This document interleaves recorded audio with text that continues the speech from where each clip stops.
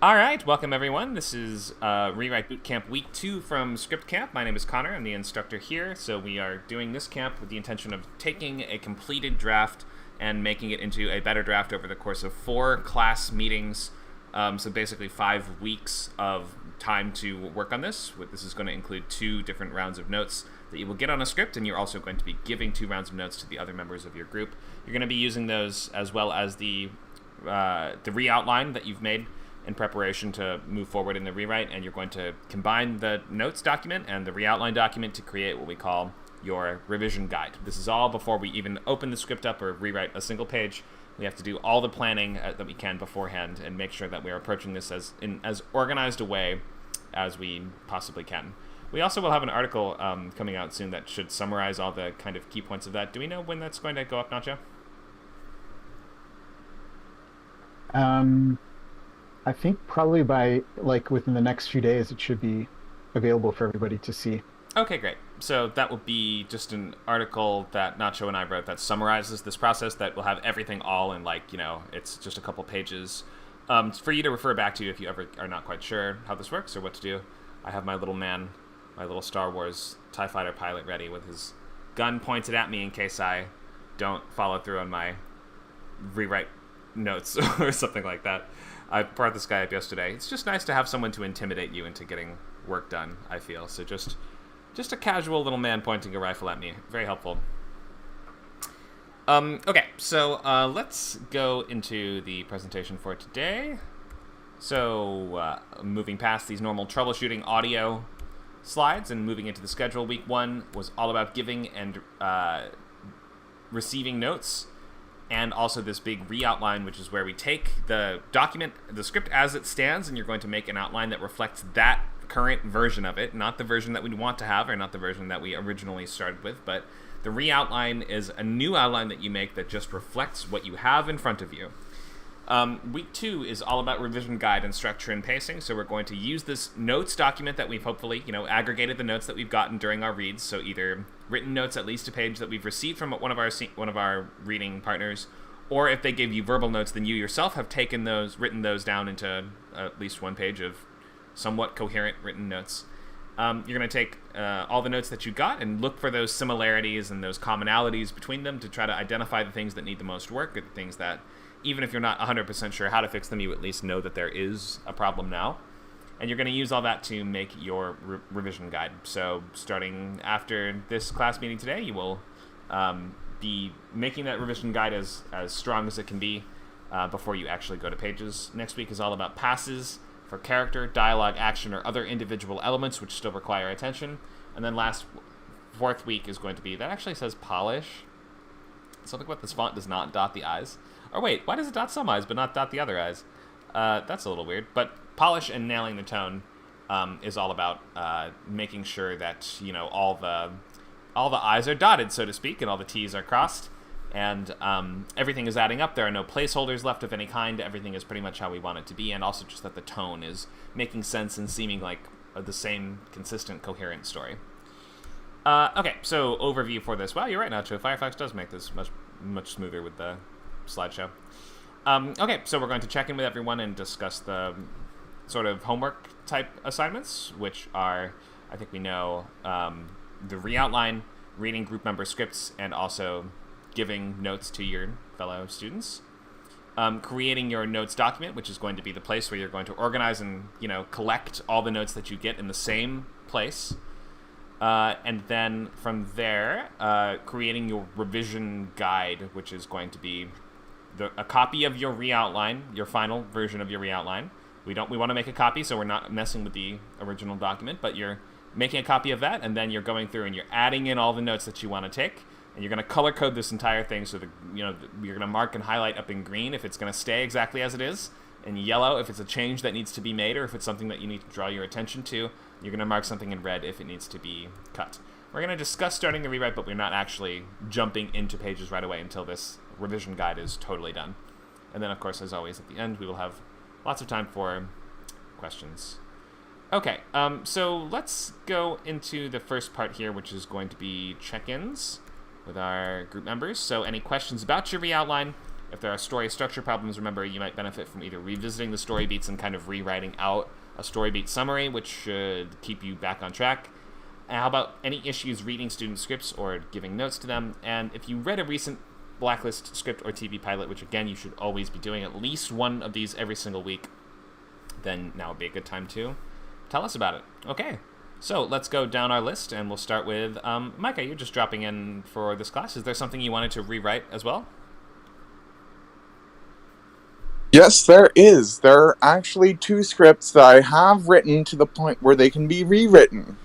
I'm trying to locate them on my computer, which I don't have with me, and I'm trying to locate right now. Okay, so they're totally done? Well, they're not totally done. I mean, the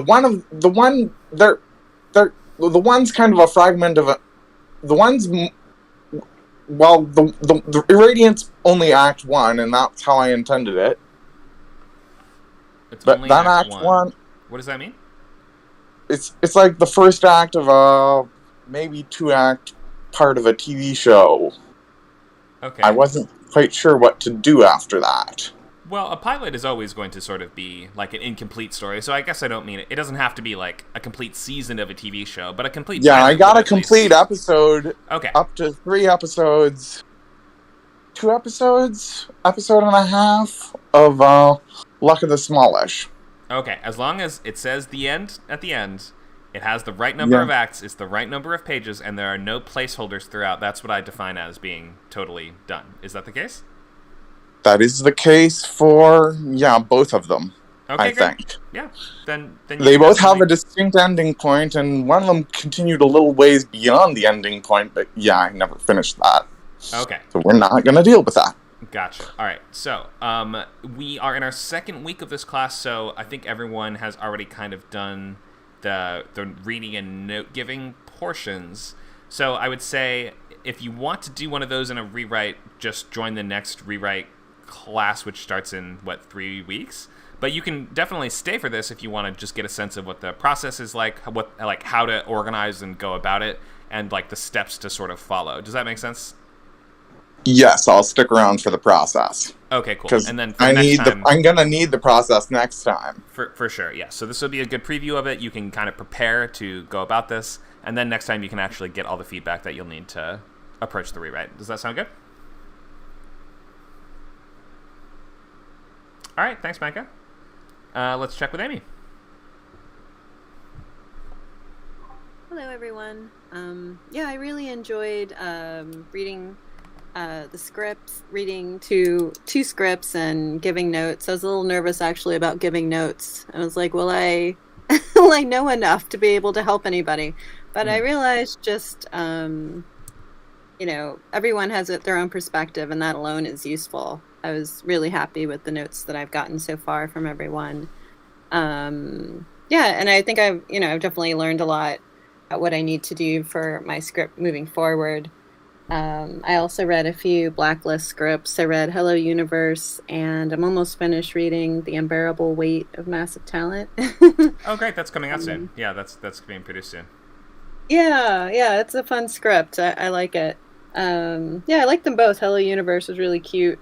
And, I guess I want to learn more about the revision guide, what exactly that means. Is that, we're going to be talking about it later, so I can always wait. Yeah, this class is all about that, but basically that's, you take all the notes that you got, you make a copy of your re-outline, you put the notes that you want to take into that copy of the re-outline, so that way you have, a map through the entire script, and also you're going to be marking up all the places where it needs to be changed.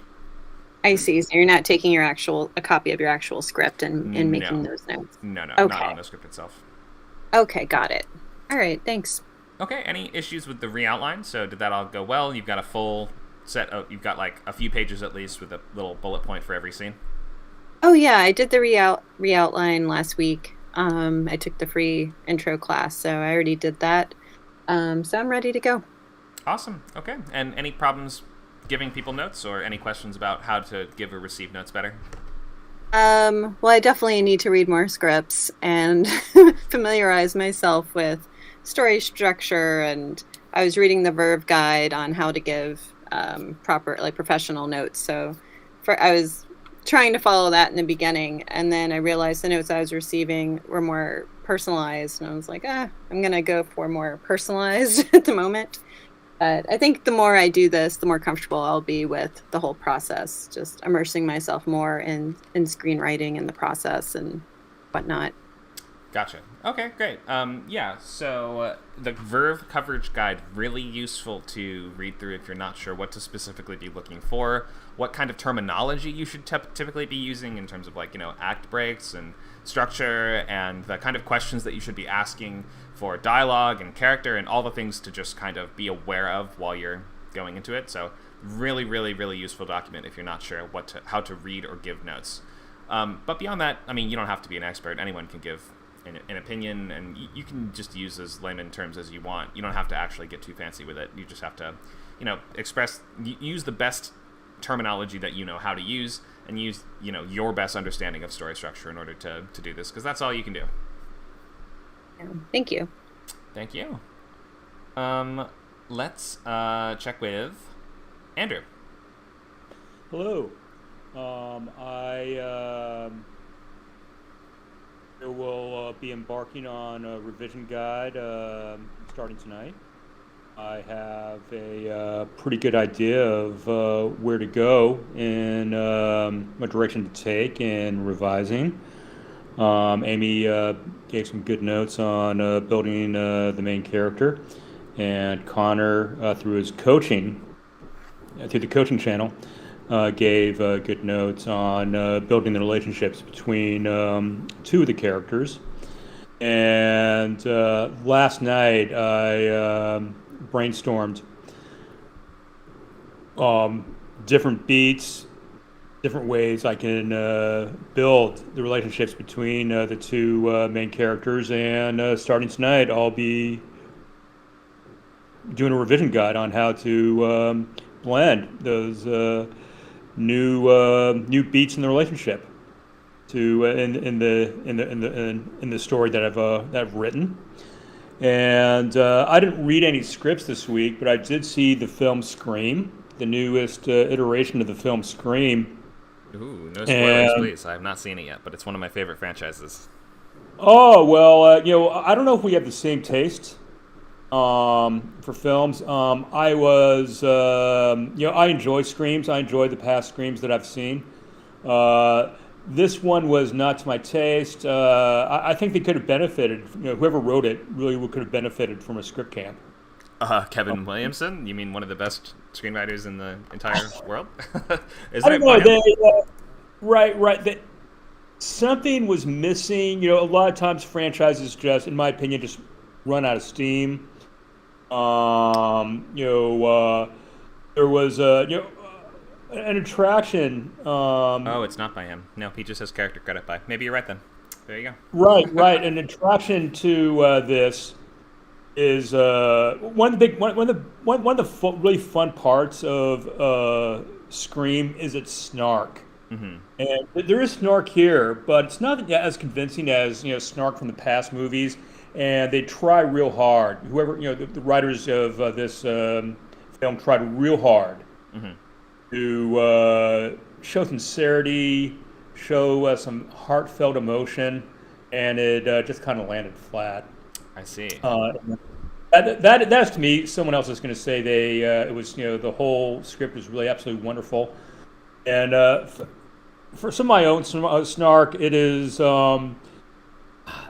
This is going to come out completely wrong. Not everyone ages well, and some of the actors in this film, from the original crew of this movie, just did not age great. So it's always scary to watch people you love become middle-aged. That is the horror of life. It is the horror of life. All right. Well, thank you for that. Yes, like I said, I've not seen it, but we'll be checking it out soon. Missing the Wes Craven touch, I'm sure, is always because Wes Craven did just such an amazing job with especially the first movie. It's hard to go back from losing your star director. Okay, you really hit the nail on the head. That's what was missing. That might be it. Yeah. So I'll still see it because I still see every horror movie. But thanks for that input, Andrew. And any issues or questions with your re-outline? Not yet. I'm going to be doing hard work on it in the next few days, so issues and questions may come up. Okay, great. Sounds good. Well, then we will move on and just talk to Nacho. Go ahead, Nacho. Okay, so yeah, I had a chance to read Opal's Odyssey and provide some feedback for Amy. I'm still going to be getting some notes to Andrew and Jason a little bit later today. Mm-hmm. And for my re-outline, I have basically a pretty detailed re-outline and I would say like a head start on the revision guide from last class. So I think I'm in good shape for this. I'm excited. And I was chatting with Amy a little bit before the class started. It's like, my previous process for rewriting was just open up the script and just jump in. Just start throwing stuff around. Yeah, and so I think, of course you can improve dialogue and tweak stuff and you feel like it's better than the previous one, but there's not really a clear delineation between, okay, this is draft 2 versus draft 3. And I think just that was probably why structurally it's just so hard to keep everything straight in your head, like the entire story. So so I'm really excited about this. Great. Yeah, it's never going to feel like you're doing additional drafts if you just make kind of incremental changes over time. Like little things here and there are never going to feel like a full additional draft. And sometimes you sort of need to like set that psychological, rule for yourself that you're going to have to, in order to go through and make a script better, you have to like approach it as if it's a new writing project. It's not just tweaking an existing thing. It's not like you're just adjusting screws and bolts or nails or whatever. You have to approach it as if, okay, now I'm starting this new project called rewriting this script to draft 2. And that will be like an entire process on its own. And then you need to kind of move beyond that and say, I don't need to keep anything I just did. I need to repeat the same sort of process again until I can move this up to draft 3. But every time it's like, it's not just, adding little things here and there. You have to approach it as if it is making a brand new document in some ways. Obviously, it's a brand new document that you have a lot of shortcuts for and a lot of a lot of the work already kind of done. So I guess it's not exactly brand new, but you have to sort of like treat it as if it is. Anyway, you get that. I hope that all makes sense and that everything is going well with yours. And that's yeah. Go ahead. Just going to say yes, definitely. And I read the Blacklist script called The Dark. Last week I read Go Dark. This is called The Dark. It's just called which is Dark on this one. Yeah, exactly. What was this one? Some sort of scientific experiment causes temporal anomalies across Manhattan, and it's a group of middle school kids. The log line was that they're trying to make their way home to the Bronx after the entire all of Manhattan is dark and there are strange things going on that they don't understand. The actual real log line is they spend a lot of time taking breaks to rest and eat food. It's like you lose the sense of urgency because they keep taking these breaks. They're like, "Hey guys, no, why are you looking for your sister? We need to rest and take another break." And so it was just a little bit annoying part of it, but yeah, I mean, I think it just felt like it was just odd, like why, and the script is actually a little bit too long. I think it was like 120 something pages, so it could have been maybe 20 pages shorter. Overall, it was a really cool concept, yeah. Yeah, might be some good places to edit there and take it down to more like 90 pages if you just take some of that downtime out. It could be something that while you're reading other people's scripts, it can be nice to just make these little notes and these observations of things that you would change to make these things better, because this is all, that's what rewriting scripts is, except you actually have to phrase those notes in a way that somebody else would be able to more clearly have some kind of actionable plan forward. It's always nice to be able to identify that there is a problem, But being able to diagnose what exactly to do is can be quite a difficult thing sometimes, and that's why when we're doing our rewrites, we are just we're giving our best impression of where things bumped us from the read, or felt or read as wrong or false, and then we can brainstorm with the writer how to improve, but we shouldn't be giving them like direct suggestions unless they ask for them, in which case you can only do your best, and then at the end of that they might have to decide what the notes behind the notes are, which is this term that refers to if they're giving you a specific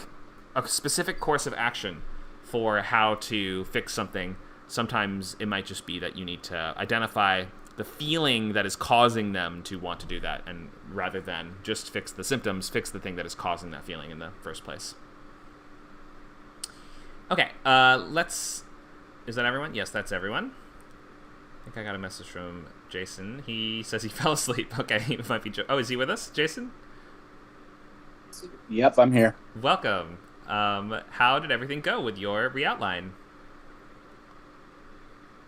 I forgot to make the re-outline. All right. But, yeah, planning on doing that today.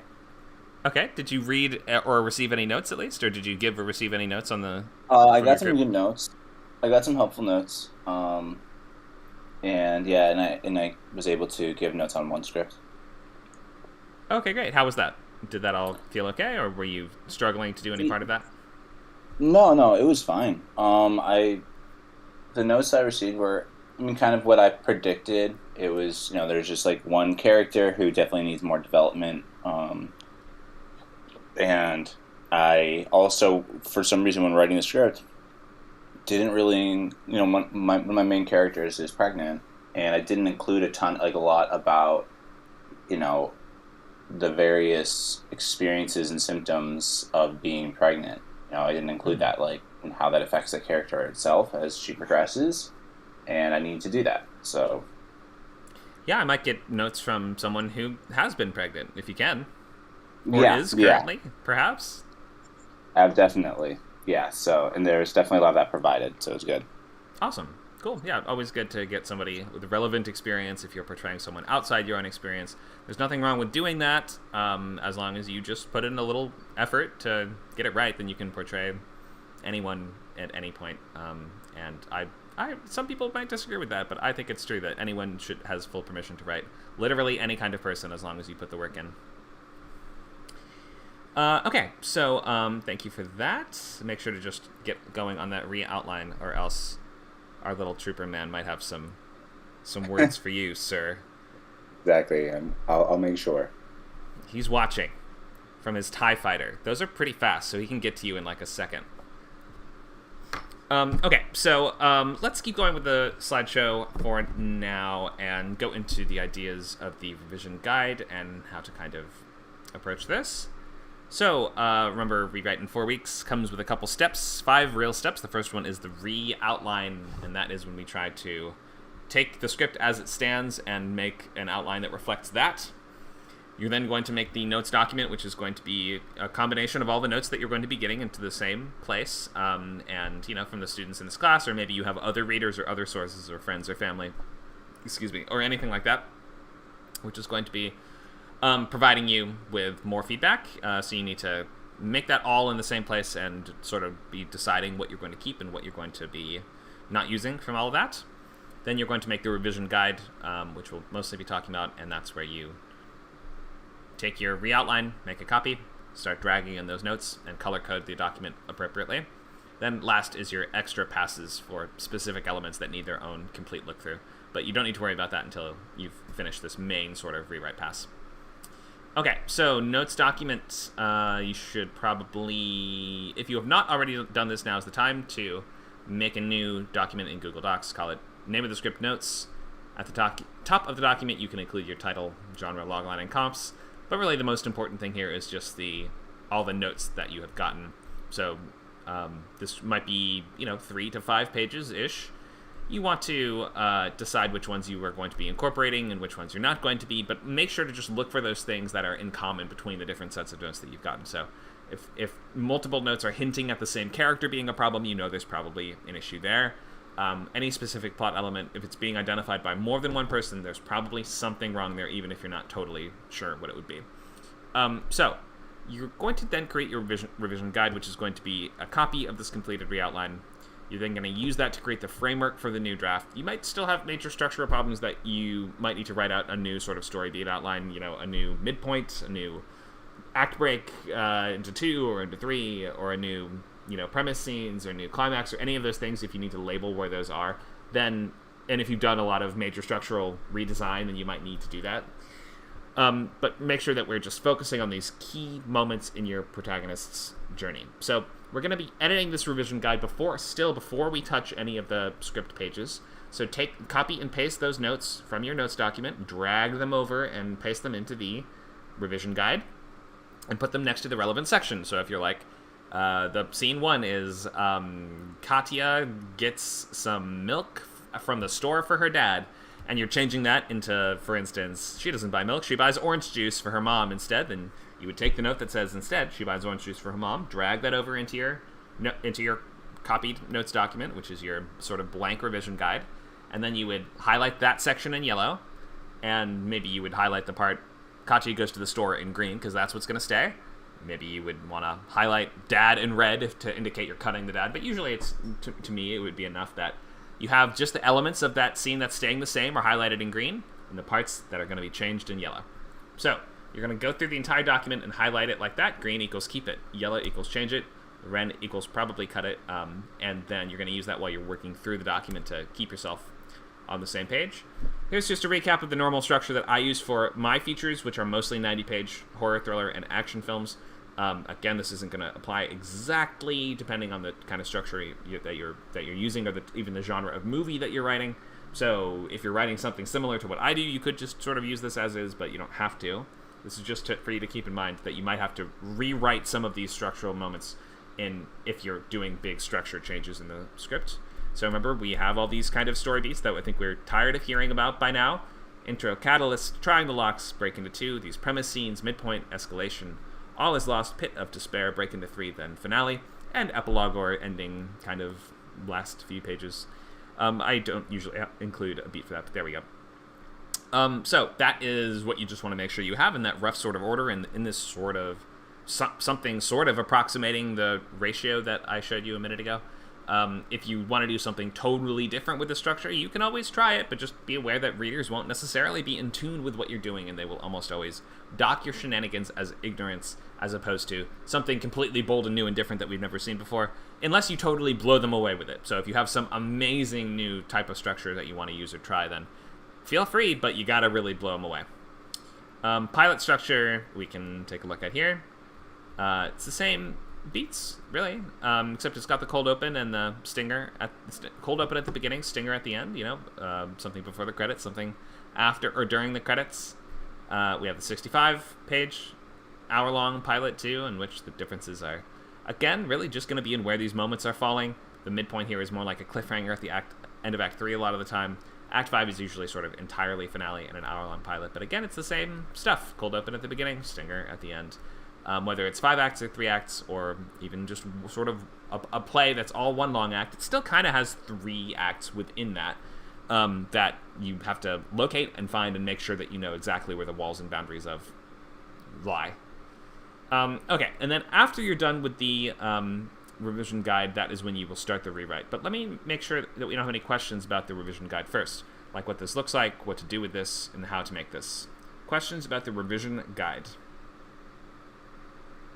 Hi, I have a quick question. Go ahead. You're probably overthinking it, but I noticed with notes that were given back from certain people, there would be my original script and then highlighted yellow, and if I click on the yellow, there's notes within that. For this revision guide, I know we're doing we're taking our re-outline, and then we're just pasting the actual notes underneath that story beat. Mm-hmm. Yeah, okay, underneath or next to, or next to, okay, wherever it goes. I mean, you could put it in the middle of it if that's relevant. Maybe you'd have like a line that was mostly green, but one section in the middle was yellow, because you're like, oh, that's the part that needs to change. There's not like a really strict way to do it, but I've done some combination of all of the above. Okay. All right. Thanks. Sure. other questions about the revision guide?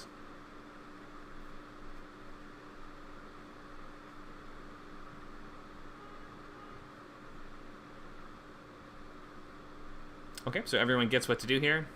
Make a copy of the re-outline, copy and paste the notes in, color code it appropriately. That's the steps. All right, great. So let's keep going. Thank you for linking the verb coverage guide, Nacho. You can browse through that if you need to know what to look for, how to give or receive notes.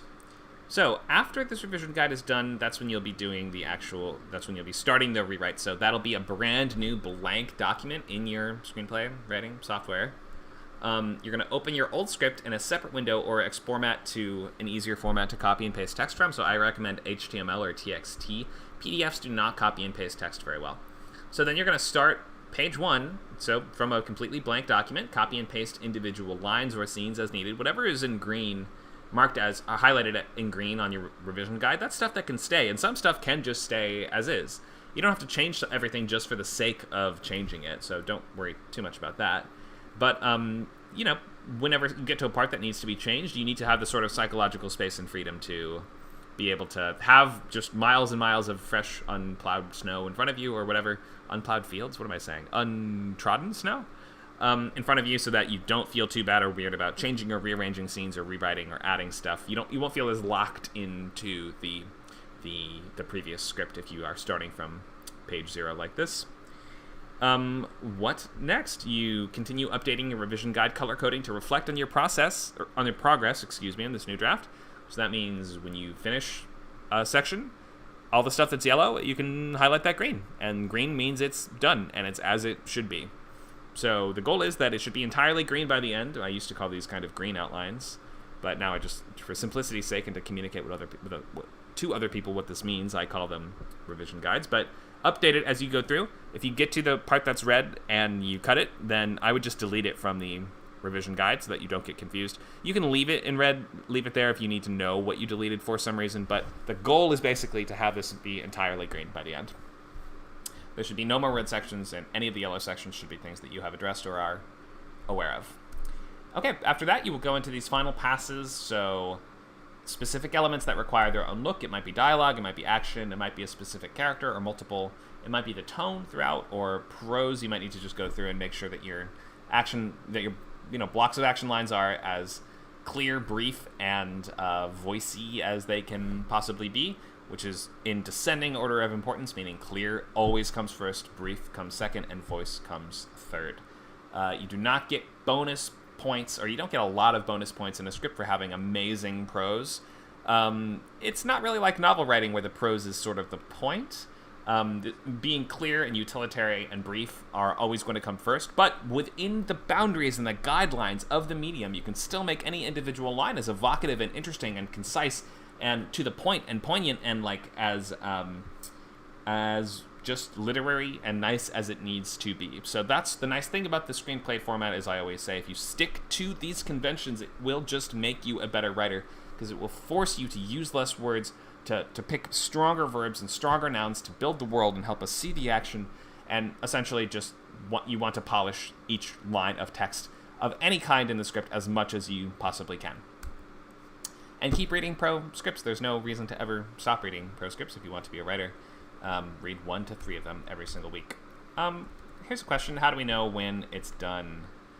There's not a lot of ways to know this for sure. There's not one answer. We have a question in the chat. Could I display the slide before the final passes slide? You'd like a screenshot of it? I could do that, or I could just we could just link you the file for this slideshow after the class if you want. But here's the slide right before the final passes. You'll have, as unlimited members, you have access to all of our slideshows that you can browse through and copy and paste text from, or do whatever you want with.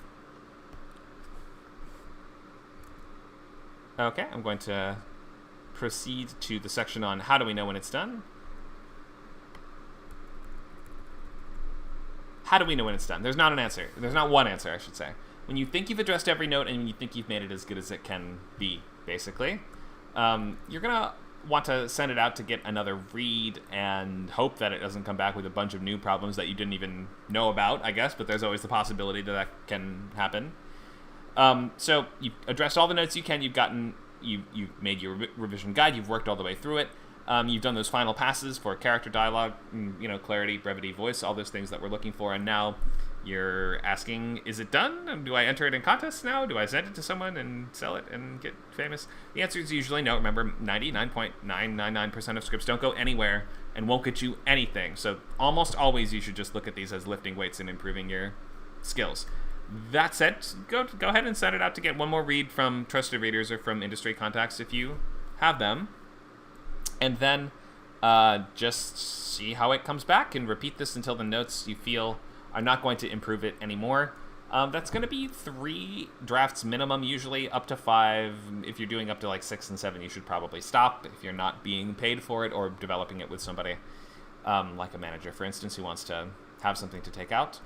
So that's the kind of general answer to this question. How do we know when it's done? You don't really know. Do this process, send it out again and sort of like see how it feels. Maybe do this process again, go up to draft 3, get more reads, and then do that like maximum of 1 more time. If you still don't think it's coming together, just do something else, and maybe you can come back to this later, but ultimately you're going to be hitting a point of diminishing returns on continuing to edit one script more than 3 to 5 times. So do all you can, but you'll almost always build your skills more and improve more by just writing something new after this. Here's what you have to do. Do February 19th. Complete the notes document, which means if you've not already done that, you need to, get those notes calls and write those things down. Write the feedback down. Or at least if somebody has sent you written notes, get that all in the same document. You're going to look for commonalities in those and make sure to draw your own attention to things that need change. Complete your revision guide, which is going to be, remember, that re-outline mashed together, a copy of the re-outline mashed together with the notes document to give you this roadmap through revising the rest of the story. Then for the 19th, you're going to do the first 10 to 30 or so pages of your rewrite. However much you can do. There's not going to be like a really strict number of pages you have to do each time, and everyone will have different needs. For instance, I don't know, if the first half of your script is like, oh, no notes on this, it's really good. It's the second half where the problems show up. Then maybe you'll have 45 pages in the first week, like it's no problem. Or if a majority of your issues are in the very beginning, maybe you won't even have 5 pages done. But just do all that you can. The goal is to, we have 4 weeks for the class, or 5 weeks of work time, 4 sessions, meaning that you should just kind of keep that in mind and try to ratio your work so that you're doing a fourth of the work each week, more or less. And you might need to work ahead a little bit. You might need to slow down and spend extra time on some section or another. It's really just hard to say. Every individual rewrite has its own needs and priorities, so you kind of gotta just feel it out, play it by ear, and just follow these steps and make it as much of an ABC process as you can. Make sure you're always reading at least one script from the blacklist or one recent TV pilot, sort of somewhat in the same world of your idea if you can. And we'll ask about that every week. You can always share, if you'd like, you can always share info about a recent script that you read. It should be something ideally unproduced that you've not seen before and that has not been made.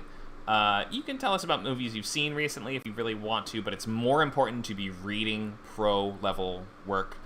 Ideally that you don't have the kind of handicap of being able to imagine with the actors and with the direction of like all that stuff that you've seen before. You'll be improving more if you're reading stuff that you have not ever seen realized on the screen. You are reading it purely as a spec script, which is the exact kind of document that we ourselves are trying to write. Okay, questions on anything I have talked about? Jason says, I know as an unwrapped writer it's best to keep your script as short and tight as possible. Is there an unwritten rule on length? Should the script generally be less than 100 pages, 105?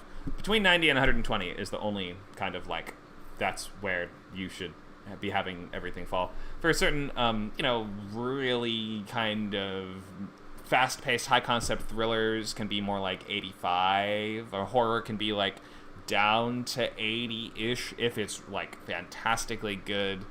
Some genres can go a little longer. If it's like an epic western or something, maybe 130 is not way over the top, but it better be really, really good. You gotta earn every page over 90, like really carefully, especially in thriller horror or like in my genres, we have to earn every page over 90 we have to put a lot of work into earning it. So keep that in mind.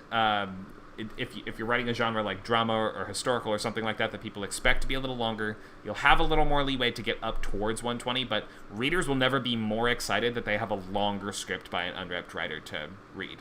So don't make their life more difficult than it needs to be, and cut every page that you can, that you are capable of. Okay, so let's keep on with the questions. Any more questions about the things that you'll have to do by the 19th? Or about anything else that you're unclear on, or anything else you want to know more about based on what we've talked about today?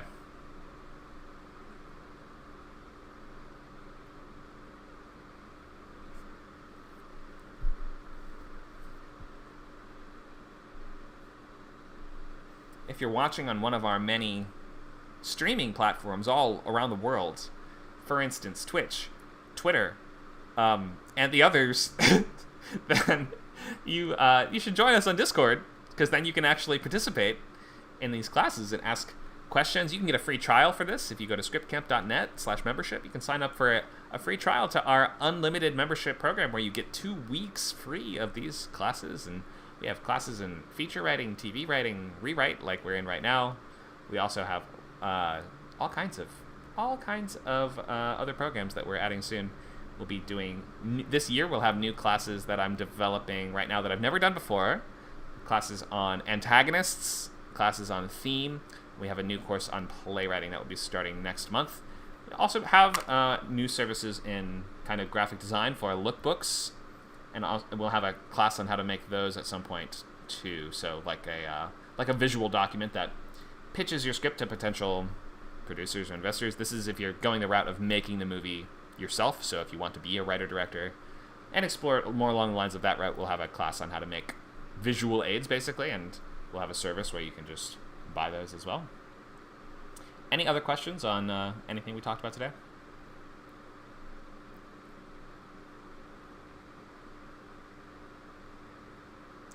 No questions. Okay, let's keep on going.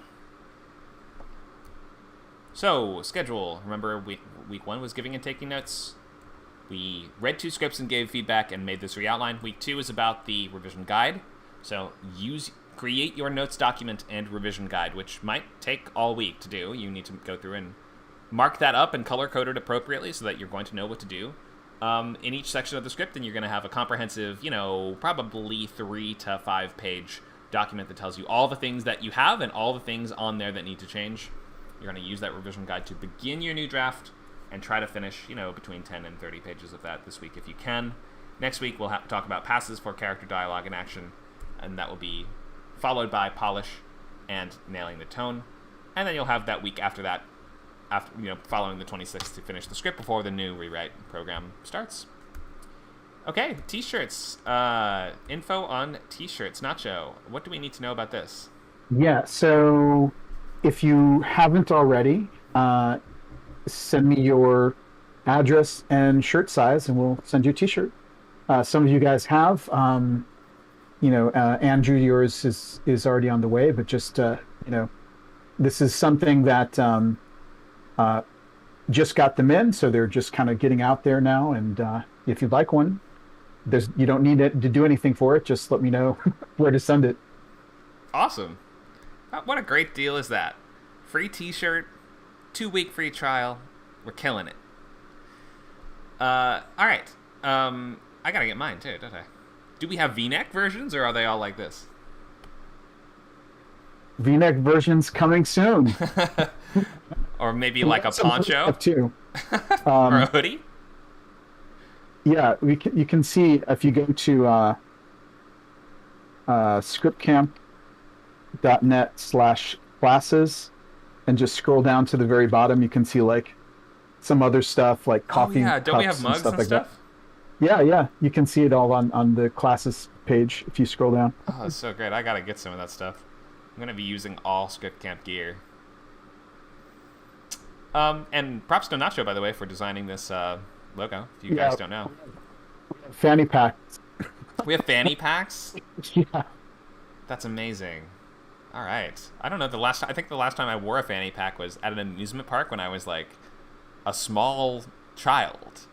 But I think that they are quite convenient, so we got to bring them back. You can keep your pepper spray in there, or your various concealed weapons. Consider it perhaps a utility belt. Okay, so get your shirt. There you go. What else? So Andrew says, put together a Discord page where boot campers can post pictures of themselves wearing the tee. Yeah, you can post that in any of our existing channels. I don't know what would the best channel for that would be necessarily. We don't have a fashion runway channel yet. Maybe we should. A onesie, sure, Jason. We'll make you a script camp onesie and a big rattle. There you go. Discord fashion page. 6-1. Ooh, that's gonna be a big onesie.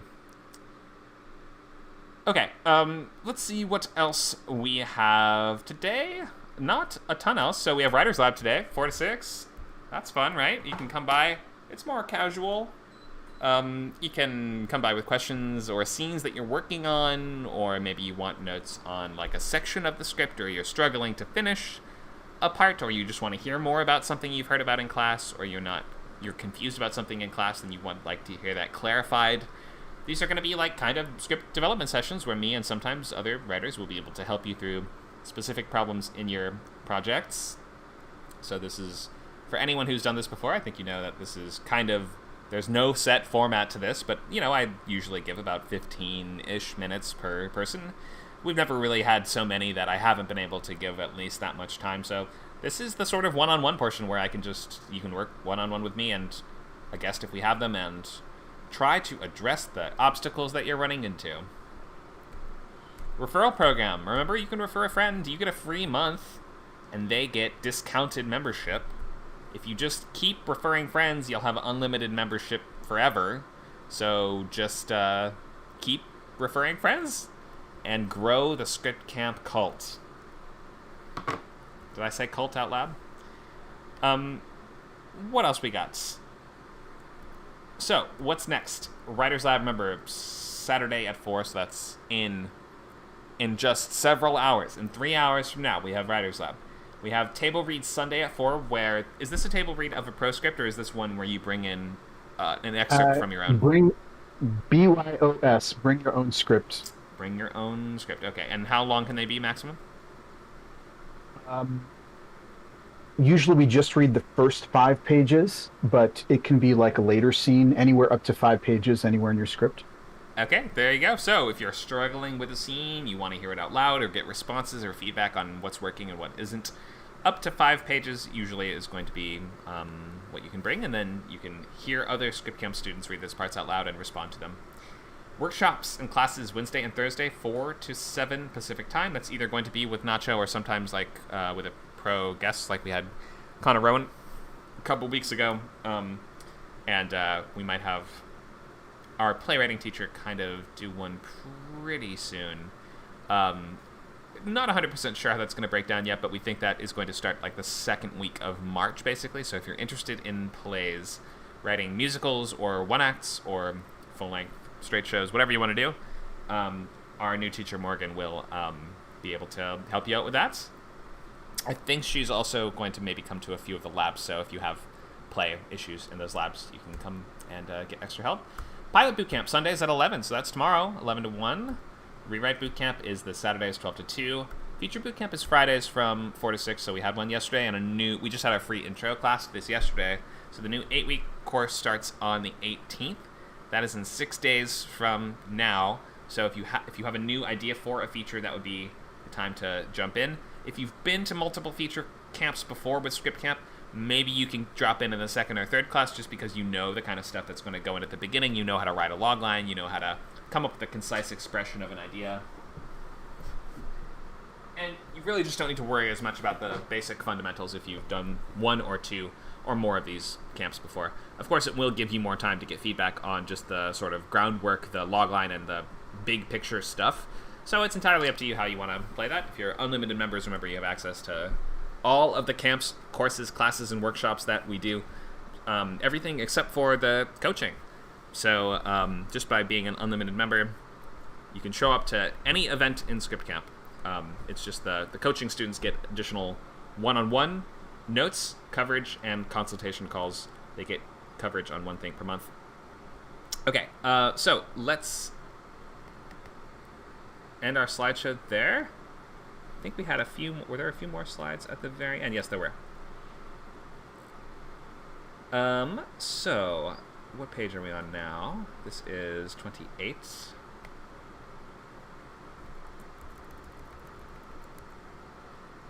So we could talk a little bit about characters and the situation of your script and making sure that we're using the cast of characters to mind the premise for all the games that we can play with it, and also to the theme, or just like carve out a theme or realize what the theme of this story kind of is, which is important stuff for rewrites. So thanks for this, Nacho. Looks like we just have a bunch of kind of stuff about characters at the end of this slideshow that we could get into. First 3 pages, first 10 pages, how to write great scenes or outline really great scenes, and what elements scenes should kind of have. Conflict and discovery scenes. Maybe I will see what the class kind of needs before I just jump into a long rant of 20 different slides of random kind of story writing info. Let me see what you guys are worried about or are struggling with or would want to hear more about. So this would be related to where you are, like something ideally kind of linked to the stage that you're at in your rewrite, but it could really be something just about rewriting or screenwriting in general. What do you guys feel that your weaknesses are or that you need to work on? On my script, I've noticed that there's a consistent piece of information that people aren't like picking up from the script, and that there's like, I'm trying to figure out, I forget what it's called, like an information dump, but like an information providing scene. Exposition. An exposition scene, yeah. So I definitely need to add one somewhere in the script, and that's kind of, that's where I'm struggling at the moment. Okay, we can talk about exposition, definitely. Were you there when we did a class on exposition? This was like months ago. I was not.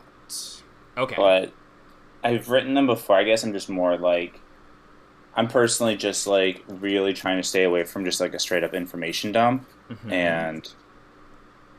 But pretty much every reader on my script has kind of requested better understanding of kind of the overarching villain and what it actually is.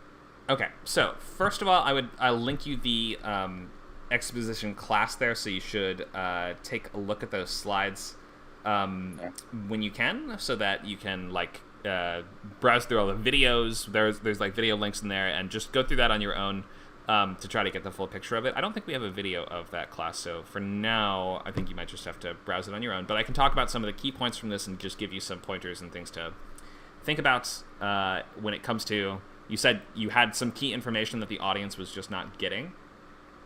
Yeah, basically, like the kind of the story itself starts as like, it kind of is like a cult film, and then like kind of towards the end we realize there's like a secondary cult operating within the primary cult, like amongst the leadership, and that there's kind of like a monster, and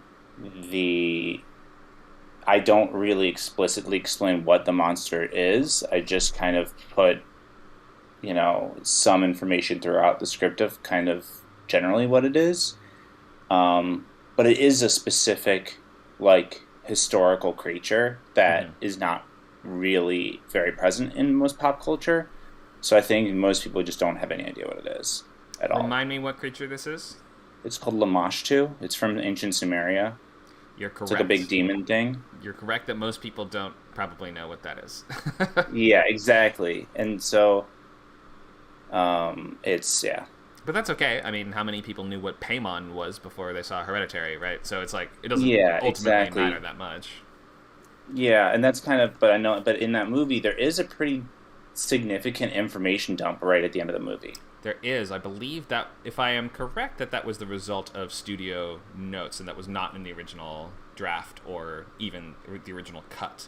But that was the result of a test audience saying, What happened exactly? And I think that's the response I'm getting, kind of, too.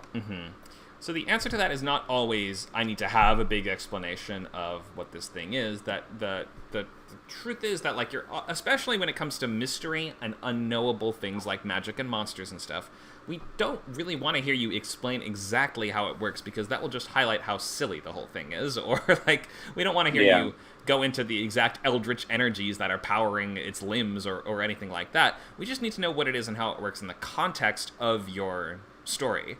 So, like, as long as we're properly set up and we know, like, how this thing works, what its limitations are, and, like, what it's capable of, then, like, the audience, I don't think that they care that much about being like, well, that's impossible. Like, of course, almost everything in stories like this is think the issue is more of, like, the monster doesn't have much screen time. It's, like, very, towards the end. It's kind of like a little bit of a genre change that isn't, I think, very expected.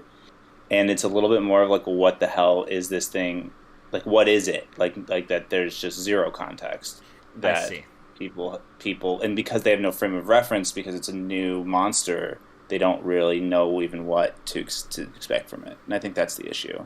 Okay, so the slide I would pay attention to you, that if I were you, I would pay attention to, gosh, English is hard, is the slide on embedding information in action sequences. So it's less that you should have a guy be like, this creature eats metal.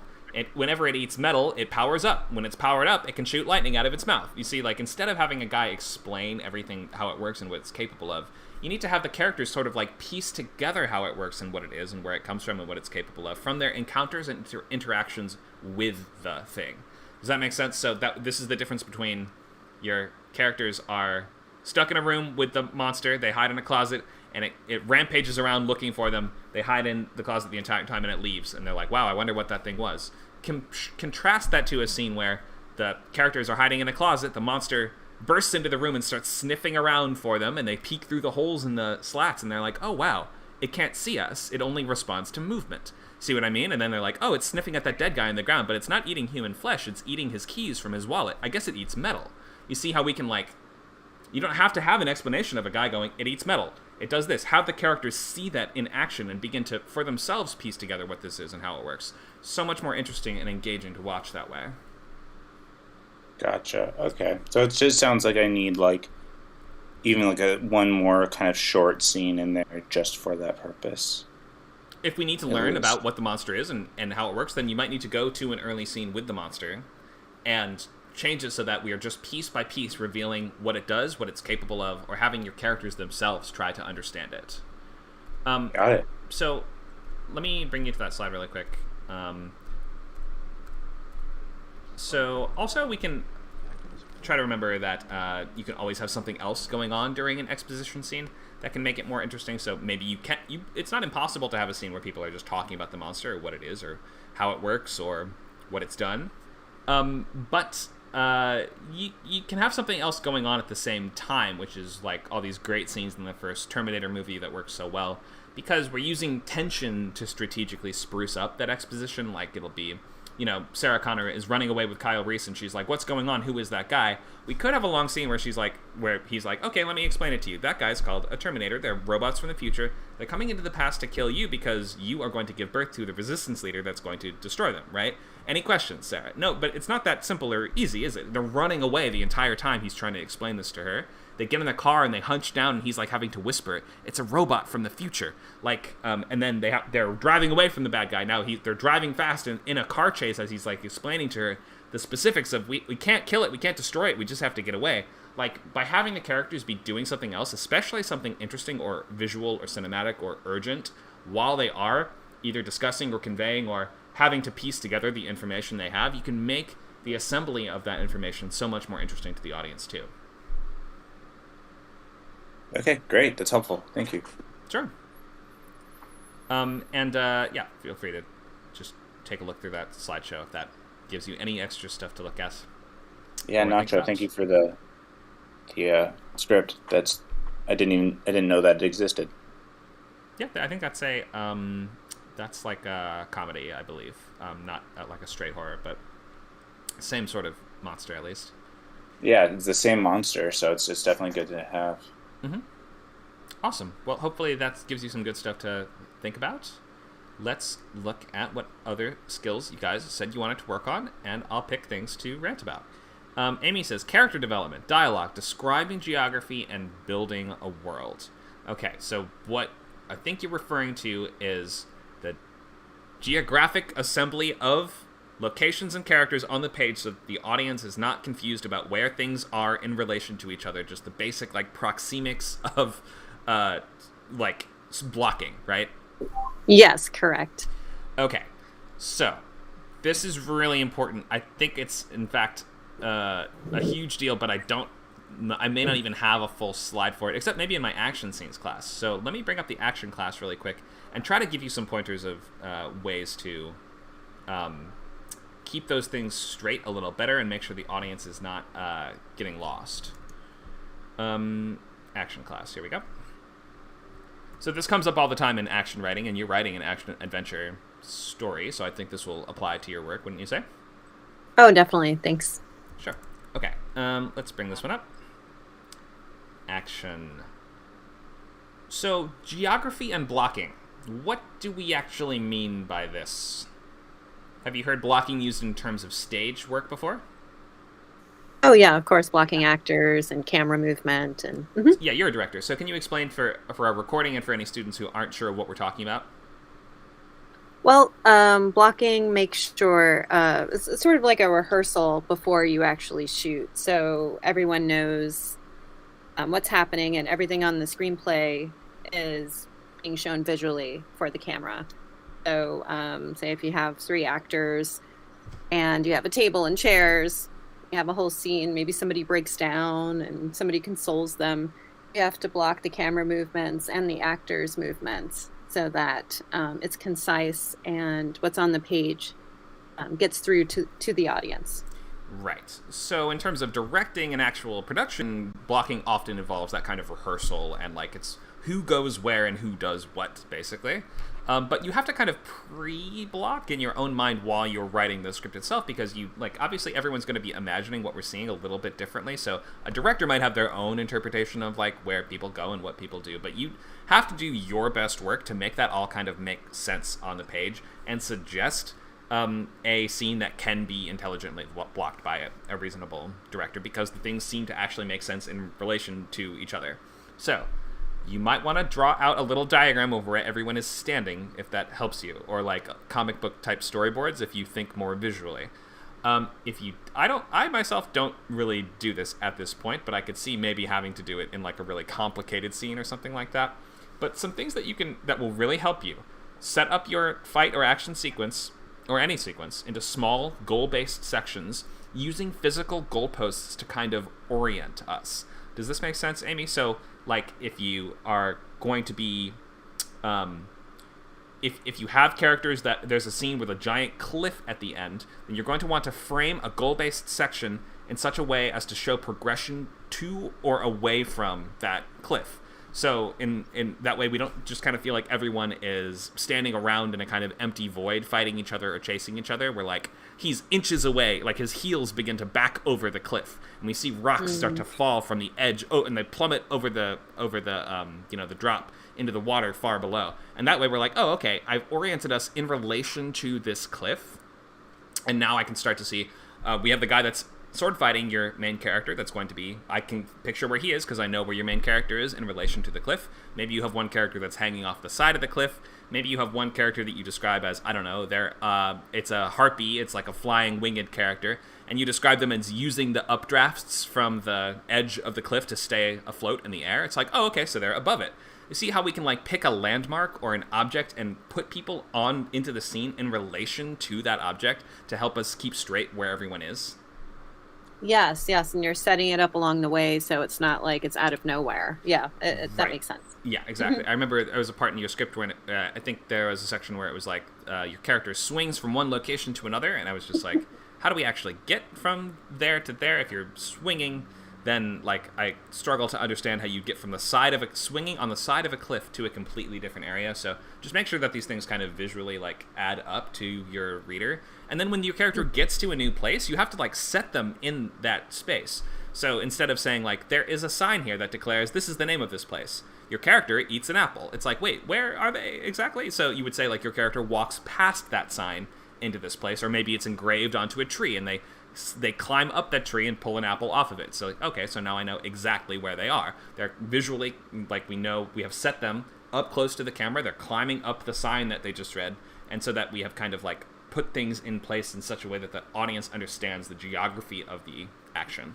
So this is especially relevant in action scenes, I think you'll realize, because those are scenes with physical, tangible goals, so it becomes especially important just where everyone is, because that's the difference between life and death for them, isn't it? If you have a character that falls into lava as opposed to falling off a cliff into a bunch of water, it's going to be a totally different moment. So if you set someone, if we didn't know that the character was, it's like you have a super slow motion dramatic scene where a character is getting shoved backwards and then they fall into the lava. We're like, but you didn't set them up as being at the edge of that cliff, so it doesn't have as much impact. It feels like you just rearranged pieces really quickly to, like, get them where you need them to be. Whereas beforehand, if you had had two little moments, remember, where the character has their hands up with a gun to their head or whatever, they're backing up, and we see, like, the pebbles begin to fall off of the edge of the cliff and sizzle into the lava below, then it's like we've used that to sort of visually set up exactly where they are in relation to this hazard, landmark, or other notable physical location that we can use to orient us, like these kind of guideposts in the earth. That makes sense, and it raises the stakes also.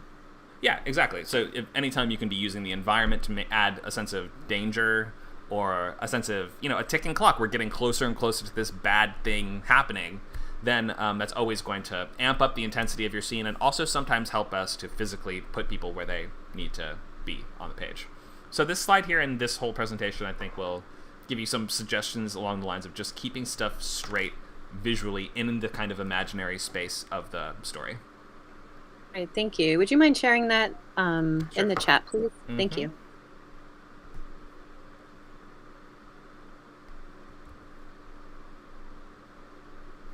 And there you go. So I guess we're to the, this is almost like a lab at this point. I'm just taking whatever things you're struggling with in your rewrites, and I will go on a short rant about it to explain more of how that thing works. And we have so many classes at this point that I can pull up relevant slides on almost any topic. We had a bunch of other topics listed. Let's see what else we're going to be getting into.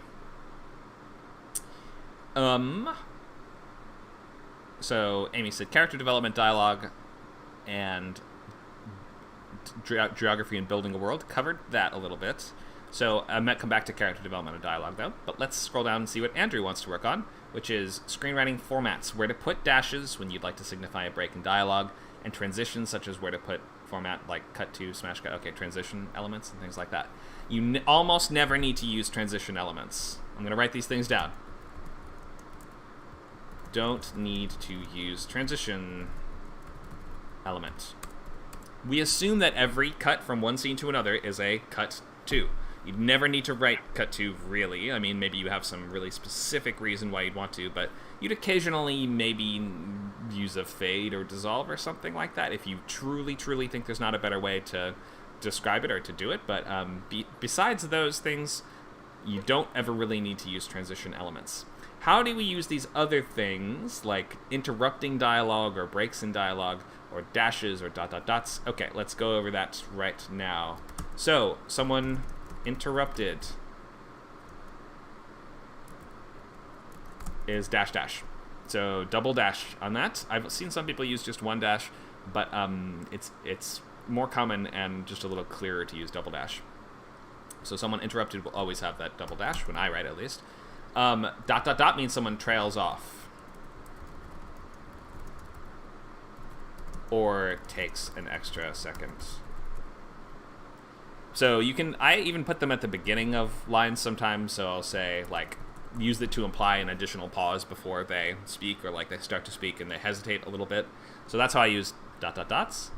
As for like the single dash, or what we might call the M dash, to separate like a clause in the middle, you can use that for action lines however you want. You can say, like, he takes the egg, broken and leaking, out of his bag. Like, you can do that if you really want to. In dialogue, you don't often need to do this, just because mostly people don't usually talk like this. it gives the impression of more sort of old-fashioned literary storytelling style if you have characters actually use lots of proper like punctuation in their speech, and they're actually using clauses properly, and they're sort of like constructing their dialogue a little more like a written account might be, in which case they might say something like, I've never seen my father, whom I hate, ride a horse in his life. In theory, some people might say something like that, or like using this way too much might be a sign that you're kind of overwriting a little bit. But you could use em dashes and separate clauses like that, like in the middle of sentences. Does that make sense? How we might sort of use these dashes and things like this? No, it does. And during our coaching section, you asked me, or you put a note in the script, what do these two dashes mean? And I was trying to say that there was a break in dialogue, that someone was speaking and then they said, they're speaking about one thing and then they just changed the subject, as people do. So I wonder if maybe there's a better way to say it. Another point that I thought was really interesting is that I did read a script the last week. It was called Michael Bay, and it was by Sean Tidwell, and it is a spoof on Michael Bay movies. He used a lot of transition elements, and I'm just wondering if maybe he was, just using sort of an antiquated way of screenwriting.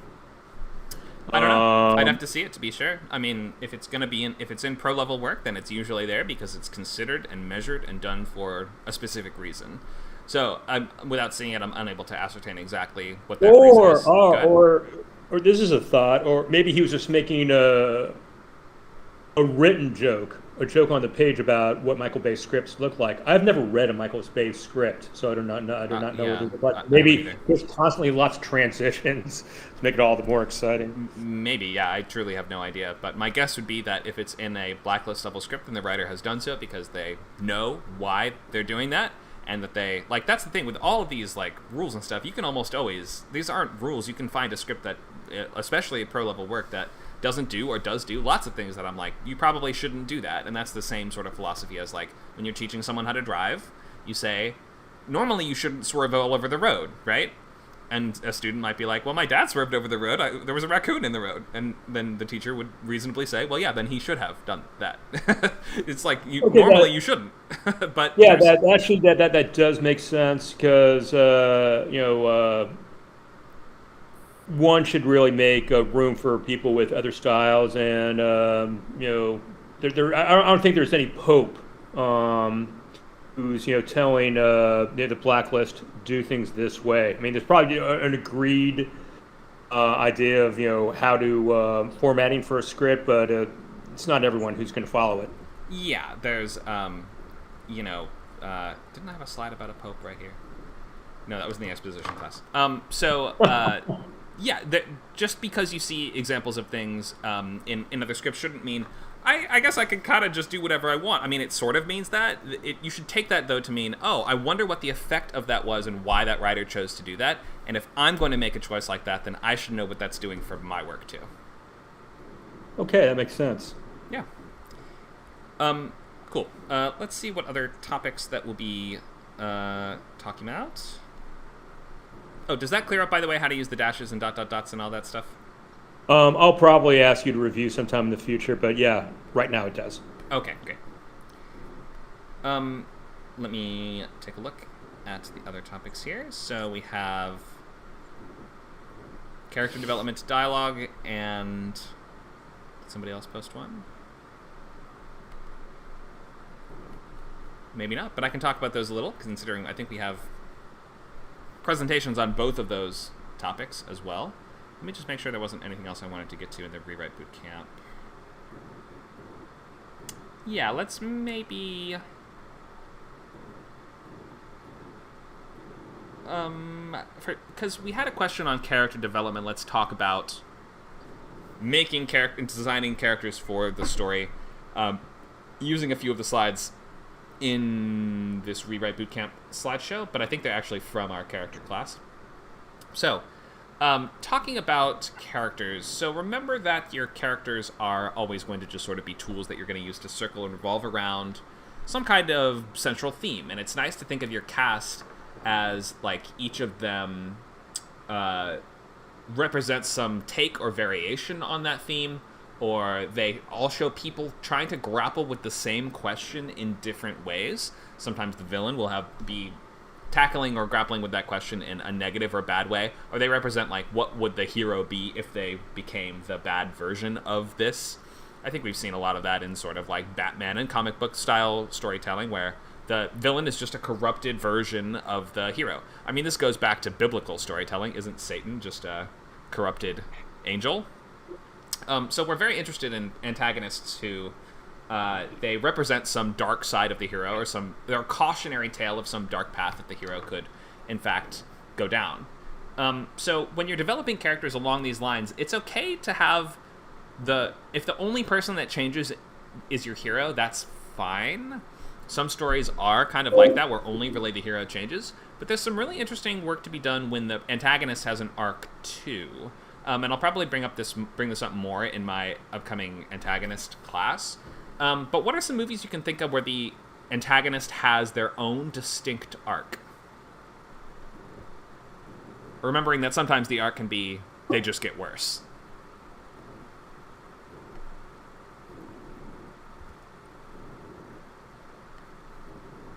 Jason says Nightcrawler. Go ahead and explain, Jason.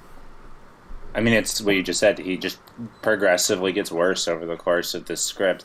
And maybe it's not necessarily true that he gets worse, or maybe just like his opportunity for doing terrible things increases, and that he kind of always was like that level of horrible, but it just starts off with him kind of discovering a more effective path to do horrible things.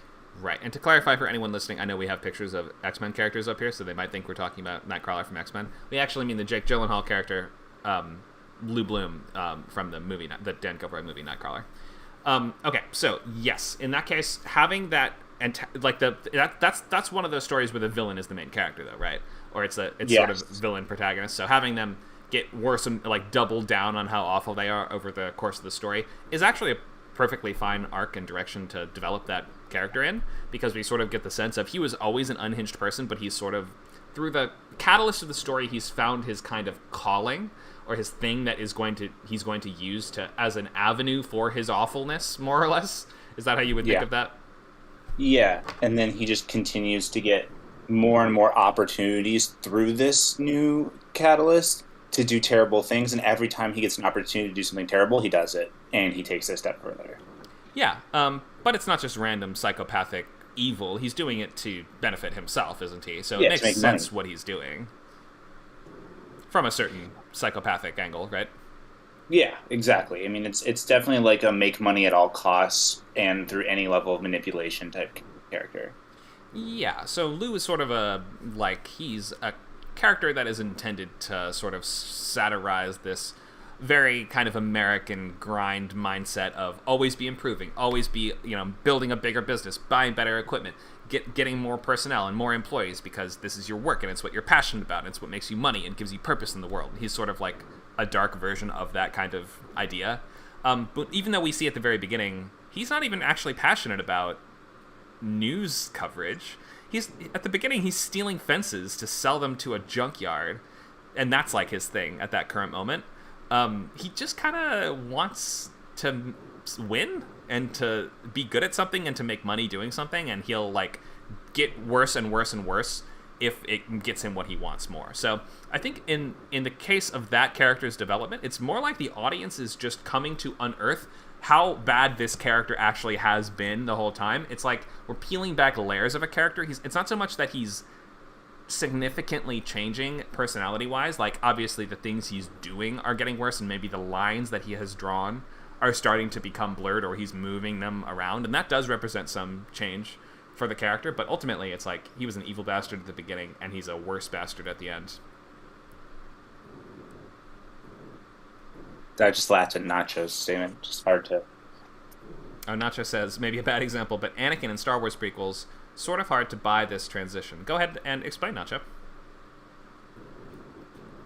Yeah, I mean, I don't know where to begin with this script, but it's basically like there are a lot of decisions that characters make that are hard to accept, like hard to buy. Like, would you make that decision if you were in that person's situation? Mm-hmm. And I guess the biggest thing is he goes and kills a bunch of kids, right? And it's like it's set up in a way that just feels like, I don't know, because of some mysterious trade agreement, or I don't know exactly what the motivation is, what's going on, but it's like, someone started out, well, like, okay, I want this person to end up here, and we're going to start out here, and then, so they just start doing stuff and they get there. I find it sort of weird that he falls in love with Padme in between movies, don't you? Like, the fact that if their relationship is going to be the core of why he turns evil, which it does, I can buy, and it does make sense why a Jedi would be like, I have heard a prophecy that the person I love is going to die, therefore I'll do anything it takes within the Force to save her, right? So I'll use dark magic to save her life. That makes sense, but if the entire story hinges on that, wouldn't it be kind of important to show them, like, actually falling in love? Or, like, being in love, really? Because exactly. The fact that we skip over from Anakin's like 8 years old in the first movie, isn't he? And then we skip ahead to when he's like, I don't know, 18, I think, and they're like in love already and have been for a while. I mean, I know we hinted vaguely at that with that sort of weird, cringy, like, are you an angel stuff in the first movie, remember that? But are there angels in Star Wars, by the way? I don't think so. So that was just a weird scene overall. But there's all kinds of weird occasional Judeo-Christian things that seep into Star Wars that don't make any sense. Doesn't Han Solo say, I'll see you in hell in Empire Strikes Back? It's like, is there hell? What? Anyway, so yeah, we could obviously talk about Star Wars prequels for a long time, but go ahead. Oh, no, I'm just going to comment on Andrew's reply to Andrew's comment about, you mean Frank from Blue Velvet? The guy who's breathing the oxygen? I haven't seen Blue Velvet, so this will be new to me. But don't worry. Yeah, I mean, you're missing out. I don't know if you. It's a really truly disturbing movie, but I think you should see it. Yeah, I've definitely heard of it. Sonny Corleone from The Godfather. I haven't seen that either. I've missed a lot. Wow. Okay. you really okay? It's Godfather's crucial. You need to see it. Mm-hmm. I know. I will one day. Jason says the arc of... Go ahead. Yeah, one movie that I thought could be another villain arc is... have you ever seen Platoon? No.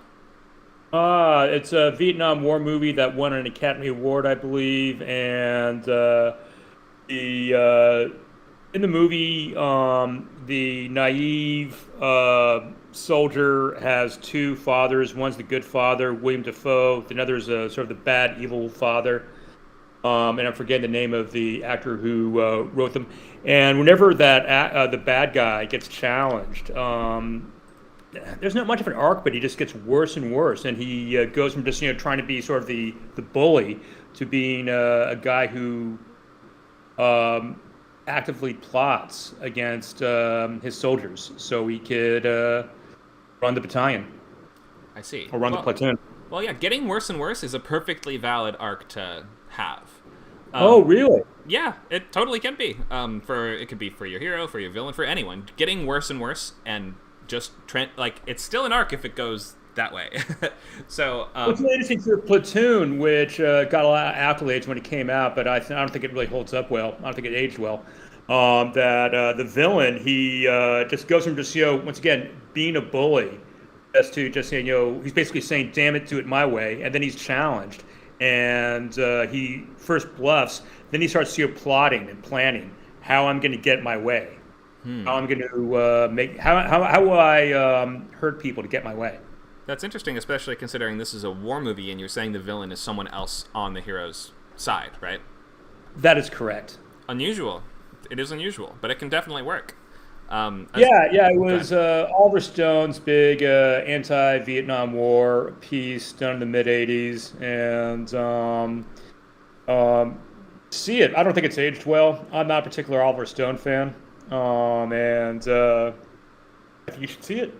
I should. Yeah, I think Tropic Thunder was mostly a parody of Platoon, wasn't it? Or like that kind of movie. At least. Oh yeah, I didn't see it, but it looked hilarious. It's pretty funny. I do recommend it. But yeah, so having I think it makes sense, especially if we start with a movie where the villain is on the same side as your hero, for that villain's arc to be, I'm going to get worse and worse, because if we're fighting against people to the death, then you're gonna if in order for someone to emerge to sort of villain status, that's not going to be, I don't know, a Viet Cong general or whatever. They have to start, like, if we start with someone on your side seeming like they're going to be a terror to you, most of the time you will try to deal with that problem early. You'll be like, I need to be in a different platoon. This guy's trying to kill me. Or, like, you'll at least be keeping an eye on him. But by having that character get worse and worse, and that can sort of elevate them from the level of bully or rival to villain over time, which is kind of what I thought Harry Potter was going to do. But it turns out Malfoy actually is not that big a deal after the first couple books. I kind of thought he would end up being, like, Voldemort's #1 servant. Did anyone else think this? But, like, it turns out after, like, 3 or 4 of them, they're like, nah, forget Malfoy, we got bigger fish to fry. But you can totally do this arc where if the villain starts on your side, then they shouldn't start out that bad, because that's kind of a misdirect as to who the villain's going to be. If they're going to elevate themselves eventually from rival to villain, then they need to get worse. They need to become more formidable. So, what was I going to say on character development and villains? Oh, has anyone seen Serenity, the sci-fi movie? I mean, of course. You have, of course. Has anyone else? Yes. It's like the kind of the pilot of Firefly, right? Or no, it's not the pilot. It's like the conclusion. It's after it was our... Yeah, it's the end. Okay. It's the end of the show, right? Okay. So that's one of the few movies I've seen where the villain not only has a complete arc, he comes to realize he's wrong by the end and gives up, basically. I've almost never seen that in my entire life, but it really, really works in that movie. Remember, the operative, played by Chiwetel Ejiofor, is the villain of that film, right? And he, through the course of the movie, keeps clashing with Mal, who's our sort of captain character, both ideologically, physically, and in every sort of way. And by the finale scene, when Mal does that really heroic, courageous act, essentially kind of sacrificing him and his whole team in order to get the message out of what the evil Galactic Alliance has done. They've created this race of evil feral space zombie people by using controlled drugs that have gone out of control in a small settlement that caused a lot of people to go insane and turn into, monstrous cannibal space creeps, essentially. So Mal has broadcasted that to the entire galaxy, and I guess that was a pre-fake news world where that came out. And nowadays I feel like that plot point wouldn't work as well, because like we'd be like, everyone would see that and the government would just be like, that's not true, it's doctored. But within that world, within that universe, they were like, oh my god, look what the government's doing. So it's sort of like what we wish would happen, at least. But the operative sees that, and his forces come in to kill Mal, and he's like, no, actually stand down, I get it now. And then the hero and the villain don't end up killing each other. The operative comes up to Mal and he's like, you know what? You convinced me. I was wrong the entire time. If we ever see each other again, we're killing each other, but we won't ever see each other again, so best of luck, bye. Have you ever seen that in a movie, ever? Which is also why it's so sad that we never actually got to see the build-up to that, and we just saw the end. The build up to that, meaning you mean multiple seasons of a TV show, in theory? Of Firefly, because it was like it was supposed to be spanned out over the course of like 4 or 5 seasons. Mm-hmm. But in in Firefly, the first season and the only season, they really only hint at many things throughout the Serenity screenplay. Mm-hmm. It's very much like what they're building towards. So it's just kind of like a... Yeah, I mean, they didn't get enough years to build up to it, but I still think, given all the stuff that everything that they had, I think it's like, as far as the resources they had access to and the time they had and everything, it's like a phenomenal conclusion to the the Firefly story. It's like when I don't know if you guys play role-playing games like D&D or something, but when like you're like, oh no, 2 of our players are moving away, we have to wrap up everything in like one session. And if you can have a GM that really sticks the landing and makes everything come together and make sense, and it feels like, oh, there was a point to all of this and this was all building to something, and there's like it somehow comes out fantastically. Serenity is such a good movie. I think there's only one movie I know of that has a sincere arc to a villain. Which one? Or at least what Clockwork Orange was supposed to be.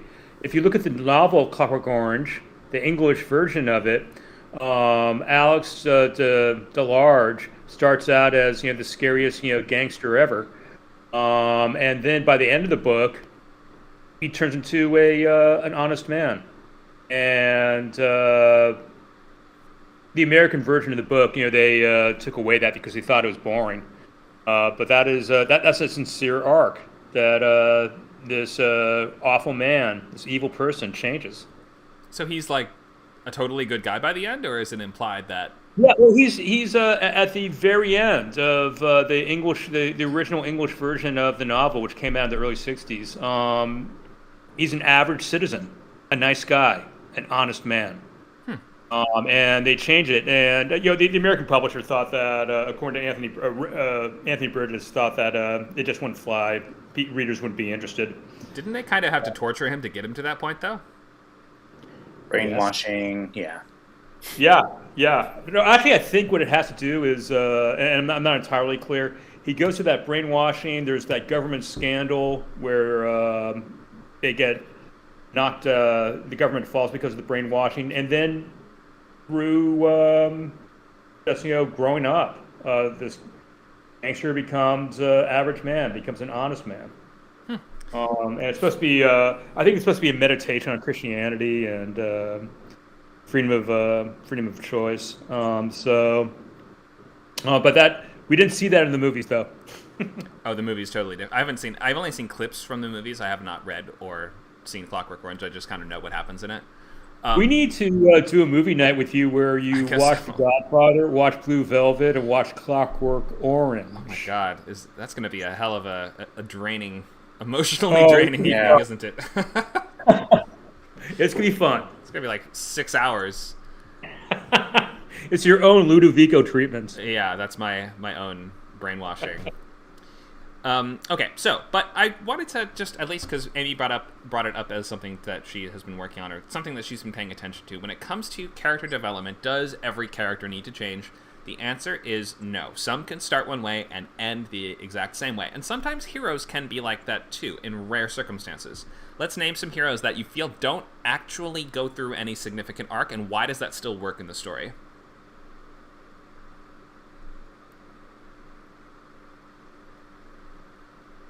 Has anyone seen Ferris Bueller's Day Off? Ferris Bueller's, Indiana Jones. I mean, a lot of the main characters are kind of the same person as when they started the movie. Okay, why does that work? Well, they're very grounding. Like, we know who they are, and everyone else kind of is a little mysterious or different. I don't know. I don't really have an answer. Okay, well, let's think about it. So, first of all, Ferris Bueller, who is the character that does primarily change? His best friend, Cameron. Yes, Cameron. So, the fact that the main character is the catalyst for someone else's change is something that works in some stories where the main character is more like either a window into someone else's experience. Like, think of Nick from The Great Gatsby. Nick is not a changing dynamic character. He's sort of just an observer that's there to be like, check out this guy I met one time. In this case, Ferris is not really, like, he's sort of the main character, but really the character that has all the narrative weight and like development is Cameron, and Sloane to some extent, but mostly Cameron, because Cameron is the one that needs to learn from how Ferris lives his life, right? So I think in that story, by putting the weight of a protagonist onto someone else who's not like the character in the front of the poster or whatever, we kind of like trick the audience into thinking this is the hero, but then we use that to sort of like stealthily transition into a second person really being the actual hero that goes through all the change and development that we're used to. Does that make sense?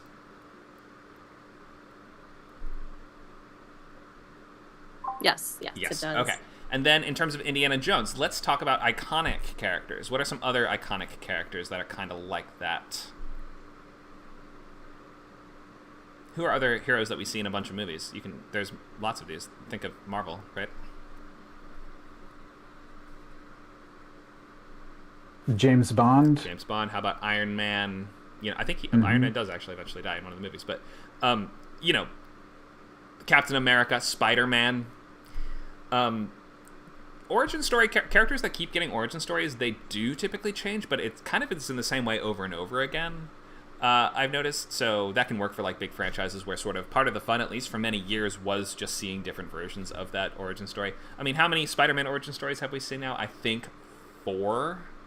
How many Batman origins have we seen? Probably 7 or 8, I would guess, but they're all kind of the same. So like, these are iconic characters, but the way that iconic characters usually work is that we drop into an adventure with, like, the first Indiana Jones movie is not the Indiana Jones origin story, is it? We actually do get that origin sort of in the third movie when we get the sequence of him being, like, a teenager, basically. But when it comes to iconic characters, it's like, we drop into this character's life and we sort of, it works really well if they're a character from an existing book or series or something like that that has had many iterations, and we understand to be sort of this, like, immortal archetype of character that will always kind of be around, that is going to, like, have an adventure of the week. Think of, like, Mad Max.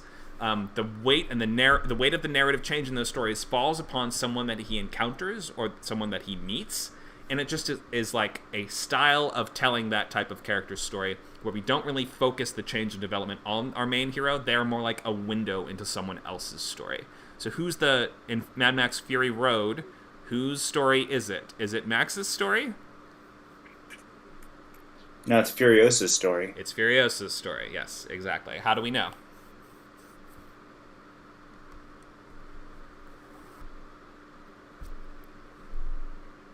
She's the one who makes the major change. She starts off as being kind of with the villain and ends up rising against the villain of the story. Yeah, she ends up having to take responsibility for these other women. She has to have the courage to turn the truck around and go back and actually take over the water town or whatever it's called, and she becomes the new kind of queen of that settlement, right? Yeah. Even though it's through Max's eyes, it's Furiosa's story. It's through Max's eyes, but it starts with Max entering and it ends with Max leaving. So as to say, in the next one, he's going to find someone else, and it'll be their story. And he's like our way of looking at these stories. He's like a grounding point for the franchise and for the world. So that's how these iconic characters are kind of working for the most part. Nacho mentioned James Bond. Does James Bond have any significant arcs in any movie besides Skyfall, or possibly a little bit in Casino Royale? I haven't seen the most recent one. Usually not really, right? I mean, he's a guy that shows up for a mission.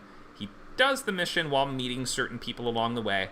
In terms of whose story are James Bond movies, I would say a lot of them are the villain's story.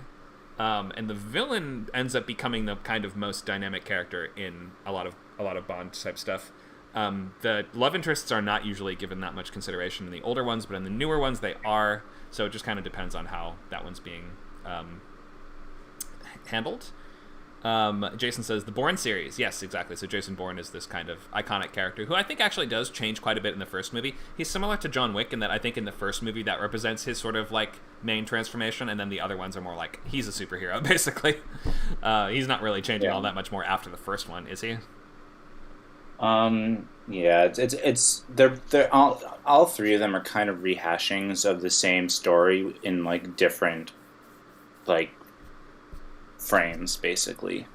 Yeah, but like he does most of the, like with that kind of franchise, he does most of the development he needs to do in the first one, and then from then on we're like, this is who he is now. And now I guess they are still his overall story, but he's not changing all that much. He's sort of become the perfect version of himself already, which is guy who's really, really good at running from assassins. I mean, Jason Bourne only gets up... If you ever ask what's Jason Bourne up to, it's seriously one thing. It's running away from assassins. That's like literally all he ever does. And I guess bartending for a little bit. Or, no, he becomes a pit fighter, doesn't he? When spies go off the grid, they either A, are bartending off of some Caribbean coast, or they're a pit fighter in a third world country somewhere. Those are the only options. It makes me think that if you're on you got to be worried about the tiki bar bartenders, man. Always. Exactly, yeah. They might have crazy knife skills that you're not aware of. So Nacho says, in a lot of action movies, the protagonist's arc seems to be more like learning a lesson of some kind rather than changing a fundamental belief about the world. Can you give some examples, Nacho? You know, like Die Hard, it's like he's learning how to admit he's wrong, or kind of, how to say sorry to his, like it's not like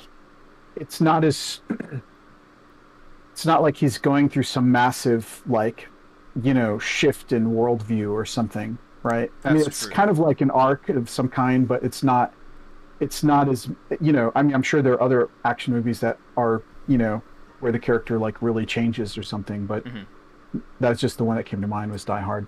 Yeah, franchise action movies are usually more about like a relationship development than they are about the character totally changing their view on the world or whatever. So like having that relationship arc between John McClane and his wife Holly in the first movie, it's about him sort of coming, like once she becomes threatened, I guess could say he comes to realize what matters a little more in the world. In that he's like, I mean, if he hated her, he may have just left Nakatomi Plaza, right? If he didn't care for his wife at all and was like, I don't care if she gets blown up, then he wouldn't have as much investment in I need to perform guerrilla warfare on these bad guys and save the hostages, right? It wasn't even in his jurisdiction. He was a New York cop. So yeah, just some stuff to think about there. So your villain can have, like, everyone can have, theoretically have an arc in a movie, but keep in mind a movie's not a long story, and you don't get a ton of pages to work with. So the people that need to have arcs, either your hero or your villain, but if it's neither of them, then something's way off. But it should be one or the other of them. I feel almost always it's your hero, and if your hero does not significantly develop during the course of the story, then something is super, super wrong, unless you're doing this kind of iconic character sort of thing, in which case you should usually be weighting the narrative on someone else's shoulders and like finding someone who does need to develop and change. You find the Watson to your Sherlock Holmes, who's the one that actually needs to realize something about the world or like about themselves or learn some kind of lesson. People in chat are talking about Drive My Car. I don't even know what that's about. The first time I heard of that was at the Loglines. That's like a Japanese drama, or what is that? No, Drive My Car, it was originally a short story by Haruki Murakami, who is a Japanese high, kind of science fiction-y writer, but he also is obsessed with Chekhov. Mm-hmm. And it's a 3-hour film it's like slow cinema, and the entire film itself is kind of a Chekhovian play, magical realism, exactly. And it's the only way I can say it's like a masterpiece of screenwriting that you can just tell. There's just a lot of these like long. Everything has like many layers of subtext. All the conversations do, and there's all these moments where like there's this very complicated conversation that happens, and then the lead will go and sit in a bar and drink a scotch for like 5 minutes. And he's just sitting there drinking the scotch, but he's thinking about the conversation he just had. And you as the audience are also thinking about the conversation that he just had because there was so much subtext involved. It's gonna win. It'll win Best Foreign Film this year for sure. And it's nominated for a bunch of stuff. Yeah, I didn't even know anything about it. It's really, really incredible. And I mean, it's very unique though, and it is a movie person's movie. It is not an everyday person's movie. I see. There has been some interesting crossover in the past couple of years there, though. I felt like was Parasite last year? It was, wasn't it? Or maybe those years ago. Yes. That to me had the kind of, I think average audiences enjoyed that a lot. Weirdly, you wouldn't necessarily think, oh, it's a Bong Joon-ho movie. Mom and Dad are gonna love this one. My mom and Dad both loved it. So, there you go. That movie had some like very fast pacing to it. This movie is like on purpose very slow. It's 3 hours, and it's a long 3 hours. I see. I might not love this one, but I'm glad that other people do. Most of the nominations this year, I was like, really? We're gonna do that one? I love Western dramas, and I did not like The Power of the Dog at all. And that's like one of my favorite genres. 2.5 hour long Western dramas with lots of long sweeping shots of flowing wheat. That's like my whole thing. Anyway, so let me just, because we have 10 minutes left, I've talked a little bit about character development. Was all this helpful at all, Amy, like just in terms of like what kinds of characters should have arcs and how you should be thinking about arcs as like, you need to be weighting the story. Someone needs to be the one that's changing. It doesn't necessarily have to be your hero, but most of the time it is. And you can have other characters kind of like arc and change to some extent too, but we just don't have that much time. So try to pick like 2 or 3 characters to have the real substantial change for a feature-length story.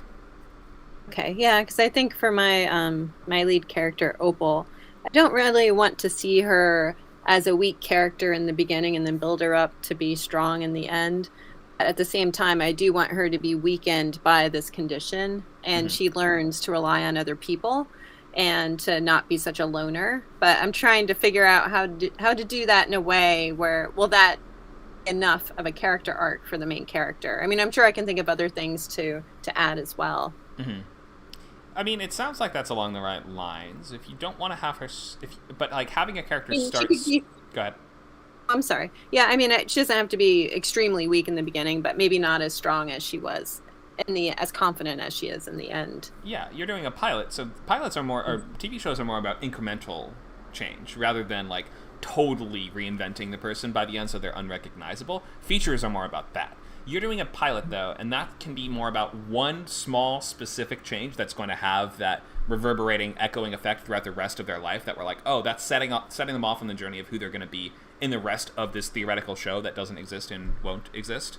But, like, pilots are more about specific small change than they are about huge, sweeping, completely different person by the end change. Okay, thank you. That clears it up. Sure. Okay, hope that's helpful. So just to say, that is definitely, you have enough there. Although I wouldn't feel bad about making her a little bit weak at the beginning, because if it's about a character discovering or realizing some kind of strength, then they need a little bit of road to travel on. Okay, any other topics that I could get into that might help you with your rewrite, where you currently are, or things that you struggle with and want to get better at, that I could talk about today? We went over character development, describing geography and blocking out a scene and sort of using that to build out the world. We talked about using punctuation and how to split up dialogue in between blocks of text.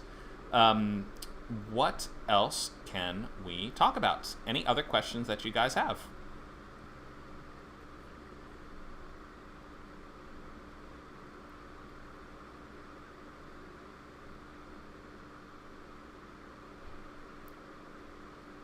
Or any other topics that you would just like to hear more about before we call it for today? We're in our last few minutes of class here.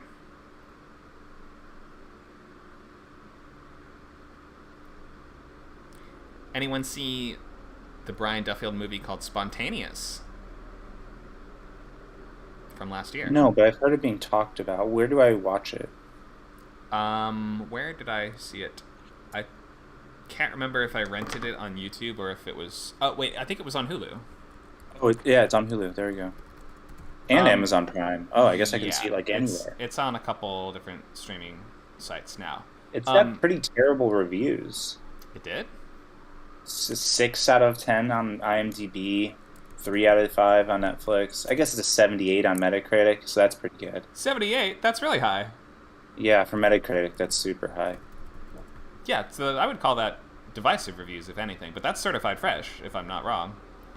Probably. So Spontaneous is it's one of the most unique stories I've ever seen. I'm a huge Brian Duffield fan. I read all his scripts, but I've never read this one. It's kind of a magical realism-ish, kind of fantasy-ish, coming-of-age comedy, dramedy kind of thing about a school that is it's about a girl who goes to a high school, and her senior class seems to be afflicted by some kind of curse or plague or something that's causing people to randomly explode. There's no villain. There's no antagonist in the movie. I couldn't really tell you how the structure works or where the acts break or what's really going on. All I can say is that it's pretty brilliant, and like the scene by scene work is so captivating, and the character work is so richly detailed, and it's one of the few times that I've seen a teen coming of age. It's like, these two characters are best friends. It's the main character and her best friend, and I actually really believe it. I'm like, oh no, they definitely are. So phenomenally detailed. Yeah, the actors are good. Yeah, performances are great.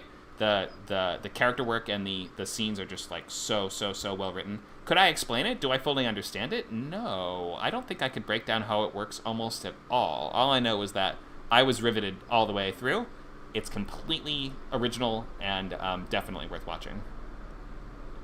So, if that sounds interesting to you, if you want to watch a movie about a bunch of teenagers exploding, that's the one to see. And it's clear, a lot of subtext in this one about sort of modern society and how kids live now, and like modern fears and like the suddenness of how people sometimes just die in a school shooting or die by a suicide, and the school mentions it once, then that's the last time you ever see them. Like a lot of those kind of more important topics that like how does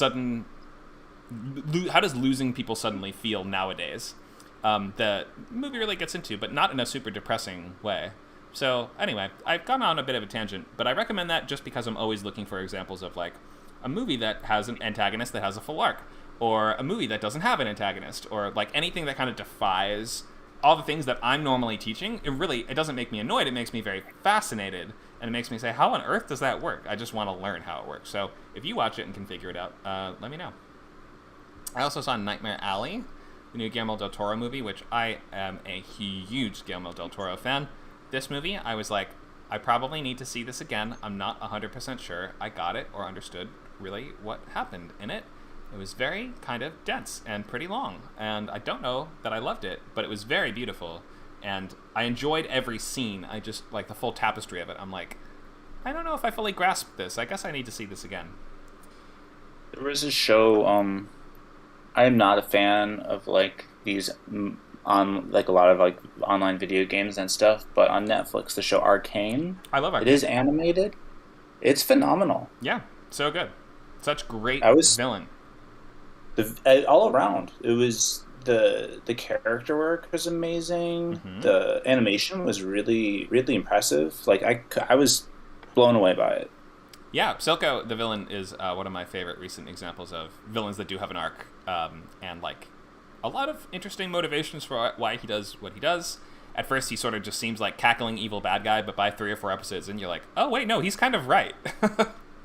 So I love that, and very unexpected stuff happens in that show. You'll think that you have it figured out, and then 3 episodes go by and you'll be like, oh no, the worst possible thing has happened, and then it tricks you into thinking that's the worst possible thing, and then it gets worse, and then it gets worse, and then it gets worse, and you'll be like, oh no, I just had this plot totally wrong by a couple episodes in. So yeah, definitely check out Arcane. It's fantastic fantasy storytelling. I hope there's plenty more seasons. There will be. It might just be a while. It was very expensive. Yeah, it took them like 10 years to make it, I think. 10 years? I'd be surprised if it was that long, but still easily several. I mean, animated, yeah, especially with that much motion capture and stuff, it can take a really long time. It's like 6 years. 6 years. I could believe that, yeah, sure. So we are at the end of this class. You all have the work that you need to do cut out for you, and I hope that it's all clear to you what exactly you should be doing next. I realize we took some tangents at the end just to talk about specific stuff that you guys are working on or trying to improve, but that's because we're at the stage where you just need to put your nose to the grindstone and get this stuff done. You have a whole script to rewrite, which means that you need to, if you have not already done that revision guide, you need to make that, or I'm sorry, you've made your re-outline. If you've not already made the re-outline, do that. The next thing you're going to make is this revision guide, and you're going to, take that notes document, copy and paste notes into the copy of your re-outline until you have a full roadmap through the entire thing, color code it and get it ready, and then this week, if you get to the point where you're ready to start with pages, then you can start with pages. Any questions about anything you're doing coming up in the rewrite program?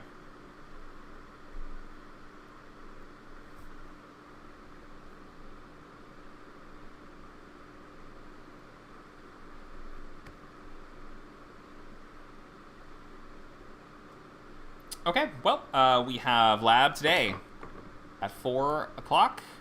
So if you've got questions or scenes that you're working on or pages that you want to get someone to respond to, that's a good place to go. Or you just want to brainstorm ideas or just get feedback on, like, how am I doing on the page? Or how do I format this specific thing? Like, literally any questions you have at all. Here's what's next and what to look forward to. Table read tomorrow at 4. Workshops and classes Wednesday, Thursday at 4 Pacific. Pilot bootcamp tomorrow, if you're interested in that. But I would not recommend doing more than one script camp program at once, just because I haven't seen anyone successfully be able to finish everything. They always have to drop at least one. These are very condensed, several-week periods in which you're going to be doing these very long 100-page documents, so it's not super feasible to do more than one at once, but you can always stop by the class and see what it's like, or any combination things like that. So there's the list of what's coming up. We'll see you all very soon at either the next week of Rewrite Camp or at whatever script camp event you come to next. So thanks for coming by. Thanks for listening in. We'll see you guys all soon.